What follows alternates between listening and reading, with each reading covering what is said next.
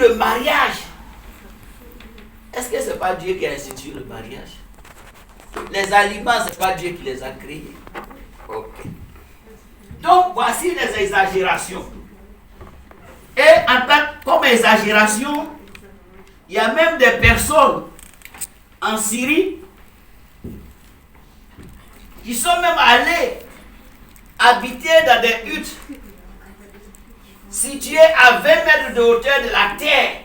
Une manière pour eux de se couper du monde. Une manière pour eux de vivre leur sanctification. Mais la sanctification ne consiste pas à se couper du monde, à aller vivre à 20 mètres de hauteur, non. Est-ce que c'est ce que Dieu veut? Est-ce que c'est la définition de la sanctification? Donc il y a eu tellement de confusion autour. On ne va pas critiquer, on va s'arrêter là. Dieu a dit qu'il ne faut pas juger, mais nous nous attenons au fait. Donc, tout ça là, ce n'est pas la sanctification biblique. Mais c'est quoi la sanctification biblique? C'est quoi? Qu'est-ce que c'est que la sanctification biblique?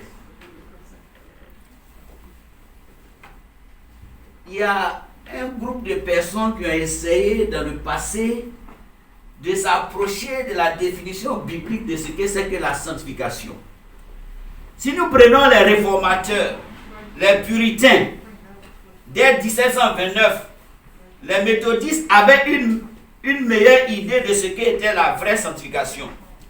Le méthodisme, surnom accordé à des croyants anglais qui avaient pris la décision de mener une vie méthodique et disciplinée selon l'évangile, à un moment où l'Église passait par une sorte de sécheresse spirituelle et théologique, était un mouvement résultant de la recherche d'une méthode efficace qui mènerait les chrétiens vers le but d'une sanctification biblique. Ainsi, John Wesley a accepté volontiers ce surnom en disant un méthodiste est quelqu'un qui vit selon la méthode déterminée par la Bible. Donc, pour John Wesley, le méthodiste, qui a entendu parler du méthodisme, les méthodistes. Donc, c'est la recherche d'une méthode déterminée par la Bible, par la parole de Dieu. Voilà un peu ce que c'était les méthodistes. Donc, ils essayaient plus ou moins de se rapprocher de ce qu'on appelle la sanctification. La sanctification, nous allons voir la définition que donne le dictionnaire. 1. C'est rendre sacré ou saint, rendre libre du péché, purifier de la corruption et de la pollution morale, purifier du péché ou affranchir de la puissance du péché. C'est aussi mettre à part pour le service religieux ou sacré. Dans ce sens-là, et dans ce contexte, il prend le sens de consécration ou de dédication. Donc, quand on parle d'une vie de consécration, nous tombons dans ce qu'on appelle la perfection, la sanctification. Parce qu'une personne qui est consacrée à Dieu, c'est-à-dire tout son être, son corps, son âme et son esprit, tout est consacré, tout est tourné vers Dieu. Alléluia. Donc, voyez-vous, chacun de nous ici présents, nous étions autrefois dans le monde. Mais en acceptant Jésus-Christ comme notre Seigneur et Sauveur, la Bible déclare que le Saint-Esprit habite désormais en nous. Donc, désormais, nous n'appartenons plus au monde, mais nous appartenons maintenant à Dieu, au royaume de Dieu. Donc, nous avons été séparés du monde. Nous avons été mis à part. C'est pourquoi la parole de Dieu pouvait dire: nous sommes du monde, mais nous sommes voyageurs étrangers. Nous ne sommes pas de ce monde, frères et sœurs. C'est vrai, nous vivons dans ce monde, mais nous ne devrons pas nous conforter au siècle de ce monde. Nous ne devons pas agir comme les autres. Parce que l'Esprit de Dieu, Dieu nous a mis à part pour son service, pour nous consacrer à lui, pour nous dédier à lui, pour faire son œuvre. Que Dieu soit béni. Quand nous prenons en théologie, c'est-à-dire en étude de la parole, il donne une définition tellement claire. En théologie, c'est l'acte ou l'opération de la grâce de Dieu par lequel, c'est l'acte ou l'opération de la grâce de Dieu par lequel les affections des hommes sont purifiées ou détachées du péché et du monde, puis élevées à un amour suprême pour Dieu. C'est-à-dire en théologie, c'est l'opération de la grâce de Dieu, c'est un acte par lequel les affections des hommes sont purifiées du péché, sont purifiées de nos passions, de nos désirs, de ces choses impures, et élevées à l'amour suprême de Dieu. Donc désormais, mes pensées, mes sentiments, tout mon cœur est tourné vers Dieu. Non seulement ça a été purifié, ôté. La parole de Dieu pouvait dire, garde ton cœur plus que toute autre chose, car de lui viennent les sources de la vie. Donc désormais, les pensées qui sont en moi sont les pensées de Dieu. Et les sentiments qui étaient en Christ. Alléluia. Donc, par la sanctification, nos affections, ce à quoi notre cœur est attaché, nos désirs, nos passions, sont purifiés, détachés de ces mauvaises choses-là, de ces impurités, et tournés vers l'amour suprême de Dieu. Désormais, Dieu devient notre délice. Alléluia. Désormais, on a soif de notre Dieu. Alléluia. Désormais, les choses terrestres ici ne nous intéressent plus. Alléluia. Parce qu'il y a eu une sorte de circoncision. Alléluia. Une sorte de purification. Alléluia. Un lavage. Alléluia. De telle sorte que notre cœur étant purifié, tout notre être, c'est-à-dire notre corps, notre âme et notre esprit, est désormais tourné vers Dieu. Désormais, les choses de la terre ne nous intéressent plus. Toutes les choses de la terre sont considérées comme de la boue, pouvait dire l'apôtre Paul. Désormais, on regarde aux choses célestes. Que le nom de Dieu soit béni. Alléluia. Donc, parlant de la perfection, de la sanctification, il n'est pas question de confusion. Vous savez, tout ce que Dieu fait, c'est clair. Tout ce que Dieu fait, c'est juste. Dieu ne peut pas être dans des plans fous pour ses enfants, pour son peuple, ce n'est pas possible, frères et sœurs. Que le nom de Dieu soit béni. C'est sur cette terre-là on complique les choses, on ne comprend rien. Non, Dieu, ses voies sont justes et claires. Que le nom de Dieu soit béni. Alors, le dictionnaire encyclopédique américain dit explicitement que la sanctification est une opération de l'Esprit de Dieu sur ceux qui sont déjà en Jésus-Christ, par laquelle ils sont rendus de plus en plus saints, vivant pour Dieu dans la justice et la sainteté. Que le nom de Dieu soit béni. Nous allons terminer ce message par une exhortation de l'apôtre Paul aux Thessaloniciens. C'est l'apôtre Paul qui parle de la sanctification ici. Mais c'est merveilleux. Il y a un adage qui dit, faites ce que je vous dis de faire, mais ne faites pas ce que j'ai fait. Non. On appelle ça l'hypocrisie, frères et sœurs. L'apôtre Paul, il va donner une exhortation très importante aux Thessaloniciens concernant la sainteté et la sanctification. Mais il ne fait pas par hypocrisie parce que lui-même, l'apôtre Paul, il a vécu cela sur sa propre peau. Donc ce que lui-même, l'apôtre Paul, il a vécu, il va transmettre ça aux Thessaloniciens, il va leur demander de faire ainsi. Alors très souvent, nous demandons aux autres de faire des choses et nous-mêmes nous ne pouvons pas le faire. Or nous ne le faisons pas. Ça on appelle ça l'hypocrisie, frères et sœurs. Dieu n'est pas dans ces choses. En tant que des serviteurs de Dieu, des anciens dans l'église, nous devons être des modèles, des standards. Alléluia. Quand le frère, la sœur, une nouvelle âme, par exemple, un bébé spirituel vient dans l'église, nous anciens, nous les serviteurs de Dieu, quand il nous voit, ça doit être un modèle pour lui. Une source d'inspiration, alléluia. Pour dire, si celui-là est capable de faire ça, moi aussi je dois être capable de le faire. L'apôtre Paul pouvait dire, soyez mes imitateurs comme je le suis de Christ. Donc, on doit donner l'exemple, frères et sœurs. Ça ne sert à rien de se dire, moi je suis homme de Dieu, je suis serviteur de Dieu, je suis leader spirituel, alors que je ne peux pas être un exemple, un modèle, un standard pour les autres. Non. Donc l'apôtre Paul va donner, on vient à notre message, maintenant notre passage que nous voulons de lire maintenant. Nous venons de lire, excusez-moi. Que dit ce passage?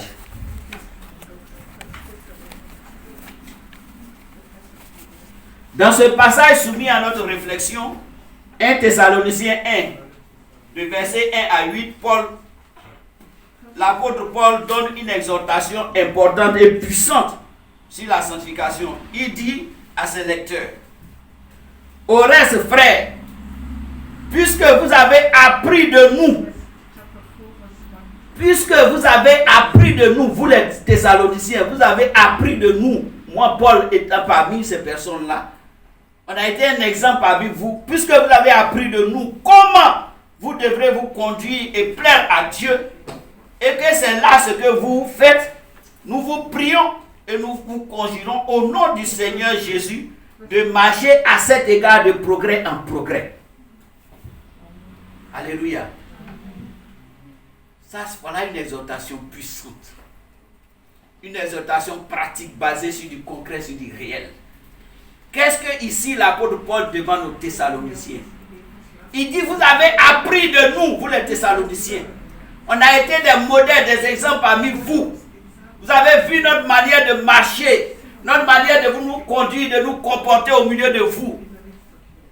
Alors vous devrez faire comme nous. Concrètement, dans sa pensée, qu'est-ce que l'apôtre Paul veut dire? Pour Paul, dans la vie de sanctification, il s'agit donc de savoir comment se comporter, comment se conduire, comment se diriger pour plaire à Dieu.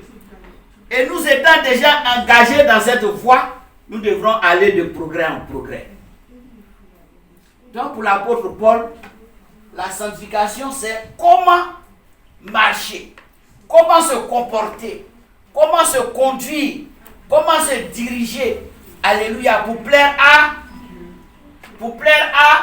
Dieu, notre Père. Est-ce qu'il a dit ici pour plaire à un homme? Donc dans la vie de la sanctification, c'est la recherche d'une méthode.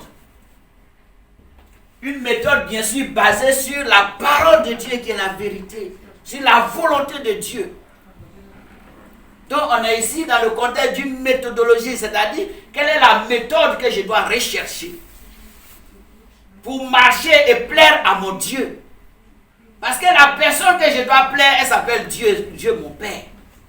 Celui-là qui a donné son Fils unique Jésus-Christ qui est mort à la croix, pour que chacun de nous ici soit enfant de Dieu et qu'il soit sauvé.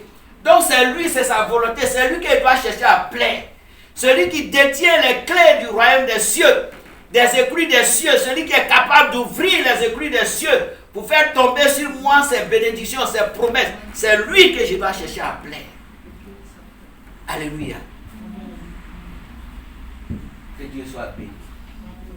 Dans nos églises, je ne parle pas d'ici, on a pris l'habitude de nous comporter ainsi.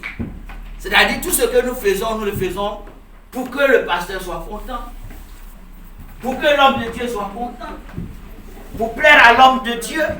Non, ce n'est pas ce que Dieu demande. C'est comment chacun de nous ici doit marcher pour plaire à son Dieu. Alléluia. Que le nom de Dieu soit béni. Donc, il fait un constat, il dit, les Thessaloniciens, ils se sont déjà engagés dans cette voie. Gloire soit rendue à Dieu. Chacun de nous ici, je le crois et j'ai la conviction, qu'il s'est déjà engagé dans la voie de la perfection. Mais ce que nous devons faire, nous ne devons pas nous arrêter en si bon chemin. Nous devrons toujours évoluer. Nous devrons toujours progresser. Il doit y avoir une progression, frères et sœurs. Voyez-vous, prenez un athlète de 100 mètres.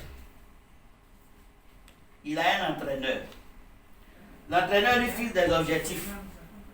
L'entraîneur lui dit, par exemple, nous allons commencer l'entraînement parce que dans si peu, il va avoir les Jeux olympiques. Donc, qu'est-ce que l'entraîneur va lui imposer? il va lui imposer des étapes. Il va lui demander par exemple, pour cette semaine, je voudrais que tu fasses les 100 mètres en 15 secondes. Pour la deuxième semaine, je voudrais que les mêmes 100 mètres, que nous arrivions à parcourir ça en 12 secondes. Et à la veille de la compétition, en regardant les autres athlètes, j'ai dit, et en regardant également le record mondial, l'entraîneur peut imposer pour dire les 100 mètres, il faudrait que nous puissions parcourir ça en moins de 9 secondes. Donc de 15, on est arrivé à 9. On voit une progression, une évolution. Donc c'est la même chose pour la perfection. Nous avons déjà commencé à gravir les marches de l'escalier. Mais nous devons aller de progrès en progrès pour atteindre la perfection. Alléluia. Que Dieu soit béni. C'est pourquoi, frères et sœurs, Église de Dieu, si à un moment donné tu as amorcé, tu as commencé la marche, et que les soucis de ce monde, les tribulations sont venus pour t'empêcher de continuer sur ton engagement, de tendre vers la perfection, de rapporter le prix. Frères et sœurs, il faut continuer. Ne t'arrête pas à cause de cette tribulation. Ne t'arrête pas à cause de ces soucis. Christ lui-même, il a connu toutes ces choses-là. Les apôtres dont je vous parle ici, ils ont connu ces choses-là. Mais cela n'a pas empêché l'apôtre Paul de progresser, d'aller de progrès en progrès. Et de demander aux Thessaloniciens de faire la même chose. C'est le diable, notre ennemi, qui deux fois il vient pour nous décourager. Ne cédez pas aux tentations, aux mensonges du diable, frères et sœurs. Parce qu'il sait que dans cette voie, frères et sœurs, nous sommes engagés dans la voie du salut. Que dans cette voie, il y a un prix, il y a une bénédiction, il y a des trophées qui nous attendent, des récompenses. Alors pour ne pas que nous rentrons dans nos bénédictions, il va nous empêcher de continuer la marche. Ne t'arrête pas, je t'en supplie. Ne t'arrête pas. Continue la marche vers la perfection, je t'en supplie. Car c'est là la volonté de Dieu. Ce que Dieu veut, c'est notre perfection. Ce que Dieu veut, c'est notre sanctification. Ce que Dieu veut, c'est notre vie de consécration. Alléluia. Même si un frère t'a attristé, ne te laisse pas abattre par ces choses. C'est le diable, frère. Ne vois pas ton frère comme un ennemi. Ne garde pas la colère. Continue, frère. Oublie, pardonne. Dieu est un Dieu de pardon. Et continue ta marche. Car c'est là la volonté de Dieu pour toi. Que le nom de Dieu soit béni. Il dit ce que Dieu veut, c'est votre sanctification. C'est que vous vous absteniez de l'impureté, de l'impudicité. L'impudicité, c'est quoi? Je ne vais pas entrer dans les détails. L'impudicité, c'est l'immoralité sexuelle. L'impudicité, c'est, excusez-moi, on est un adulte, les relations sexuelles non approuvées par Dieu. Vous savez ce que je vais parler. Donc, si je suis dans une relation sexuelle qui n'est pas approuvée par Dieu, je dois quitter dans cette relation. Dieu a dit, je te ferai un vis-à-vis. L'homme quittera sa femme et quittera ses parents, son père et sa mère s'attachera à sa femme, et les deux deviendront une seule chair. Nous devons fuir l'impudicité comme nous demande la Bible. Parce que l'impudicité, frères et sœurs, c'est quelque chose de dangereux. Tu veux savoir pourquoi? Parce que l'impudicité, c'est le péché contre le corps. Contre mon propre corps. Quand je pratique l'impudicité, je suis en train de pécher contre mon propre corps. Mais est-ce que nous ne savons pas que la Bible déclare que notre corps est le temple du Saint-Esprit? Mon corps est le temple du Saint-Esprit. Ton corps est le temple du Saint-Esprit. Alors quand je vis dans l'impudicité, La Bible déclare que j'attriste le Saint-Esprit. L'apôtre Paul pouvait dire, n'attristez pas le Saint-Esprit. Mais le Saint-Esprit qui est en nous, c'est la marque de notre appartenance à Dieu. Mais si nous éteignons le Saint-Esprit, c'est dangereux, frères et sœurs. Parce que le Saint-Esprit, c'est ta marque, c'est la marque de ton appartenance à Dieu. Alors si je n'ai plus le Saint-Esprit, Dieu, comment il peut me reconnaître, frères et sœurs? Il faut quitter dans ces choses-là. Que le nom de Dieu soit béni. Et je vais terminer. L'apôtre Paul dit, dans les affaires, nous devons éviter ce qu'on appelle la fraude. Toutes ces choses, il faut quitter dans ces choses. Voyez-vous, si je veux parler de l'impudicité ici, pardon, de la perfection, on ne va même pas quitter ici. Ce n'est pas le moment, on est dans un temps, le temps du Covid-19. Nos messages doivent être brefs. Alors je voudrais que nous retenons ceci simplement. Que Dieu a une volonté pour chacun de nous. Et la volonté de Dieu, c'est que nous soyons parfaits. Que nous soyons saints parce que lui, il est saint. Voyez-vous, même le grand apôtre Paul, il dit, je traite durement mon corps. Parce que, de peur qu'après avoir prêché aux autres, que je sois moi-même disqualifié.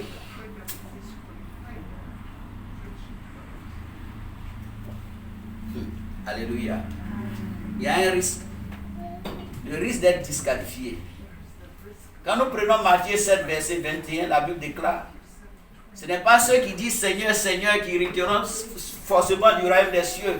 Mais c'est qui? C'est seulement ceux qui font la volonté de Dieu le Père. Or, la volonté de Dieu le Père consiste à marcher et à plaire à Dieu. Il faut que nous vivions dans la sainteté. Si nous voulons voir l'Église grandir, si nous voulons voir des âmes s'ajouter à nous, si nous voulons prospérer à tous égards comme prospère l'état de notre âme, si nous voulons marquer la distinction dans notre génération, si nous voulons marquer la distinction dans nos familles, il faut que toi et moi nous pratiquions la sanctification. Qui sanctifie, c'est Dieu. Ne dis pas que c'est impossible. C'est Dieu qui sanctifie. C'est Dieu qui veut que tu sois sanctifié. Alors ne dis pas que c'est impossible. Non. À Dieu, rien n'est impossible.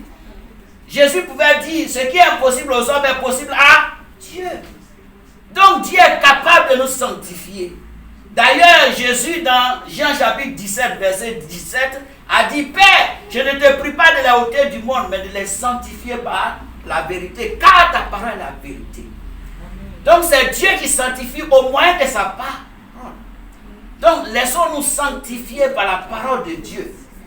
Toi et moi, chacun de nous doit connaître la parole de Dieu, doit méditer nuit et jour la parole de Dieu pour découvrir la volonté de Dieu et marcher selon cette volonté. Au reste, que le nom de Dieu soit béni. J'en ai fini.